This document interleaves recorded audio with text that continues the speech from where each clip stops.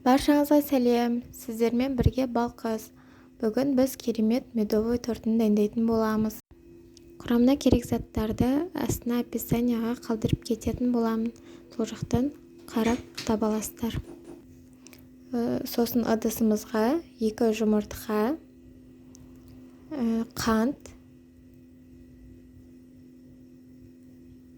және ас содасын салып, бірге біріккенше микстерлейтін боламыз. Біздің тестомыз осындай аппақ болу керек. Жақсылап араласқаннан кейін біз балымызды салып, тағы да микстерлейтін боламыз. Қосып жатқан балымыз міндетті түрде таза бал болу керек.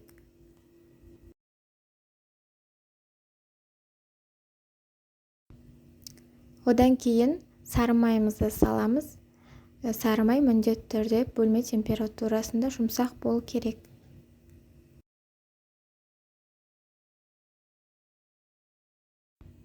Барлығы араласып болды.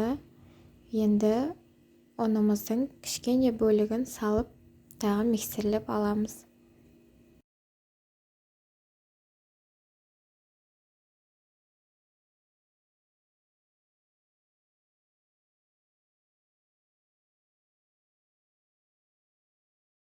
Біздің тестомыз осылай қою болып шығады.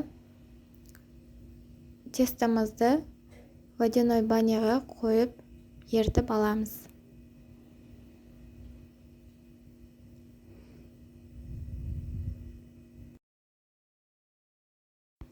Біздің тестомыз толығымен еріді. Енді водяной банядан алып, қалған ұнымызды қосып илейтін боламыз. Осылай видеодағыдай ұнымызды кішкенеден қосып араластырып отырамыз.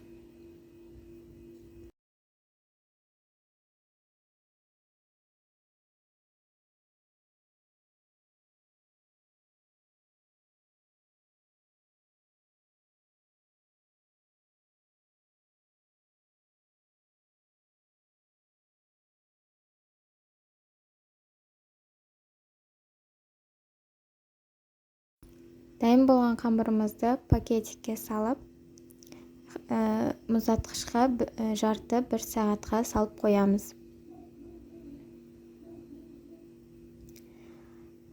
Қамырымыз қатқаннан кейін алып жая берсек болады. Мен қамырымды 9 бөлікке бөлдім. Сонда менде 9 корж шығады.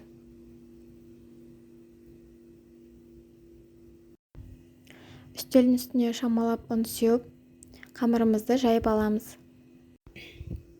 Қамырымыз өте қалың да, өте жұқа да болмауы керек.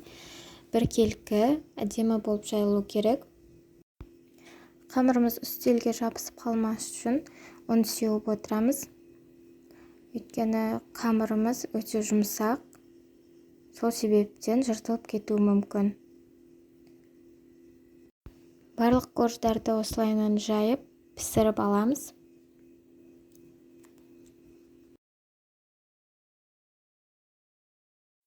Қамырымызды жайып болғаннан кейін формамен кесіп алып, пергаментке саламыз. Пеште 220 градуста қызарғанша пісіретін боламыз. Коржымыз дайын болам дегенше кремін дайындаймыз. Креміне 500 грамм сливкиді қойып аламыз. Қоюланғанша микстерлейтін боламыз. Қоюланғаннан кейін сгущенкамызды салып, тағы да микстерлеп аламыз.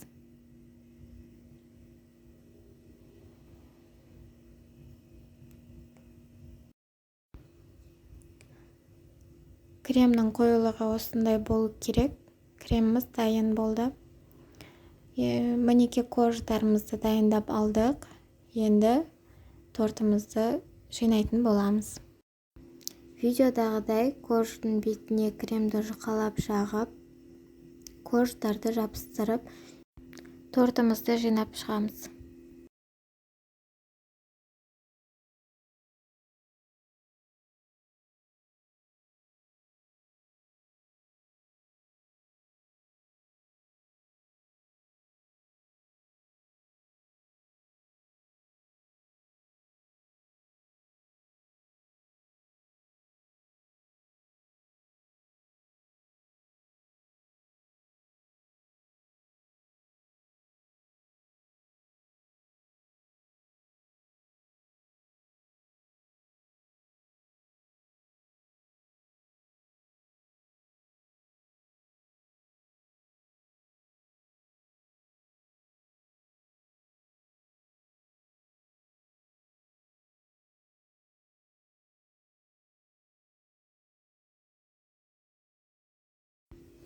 Жегінен қалған қождарды блендерден өткізіп аламыз.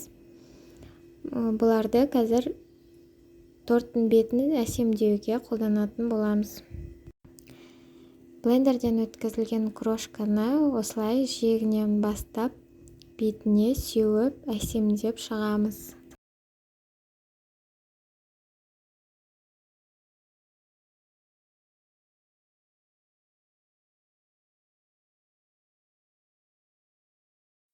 Мінекей біздің медовый тортымыз дайын болды. Өте керемет, жұмсақ әрі дәмді. Үйде дайындап көруге кеңес беремін. Дәл осы рецептімен дайындасаңыздар өкінбейсіздер. Егер видео ұнаса, каналға тіркеліп, лайк басуды ұмытпаңыздар.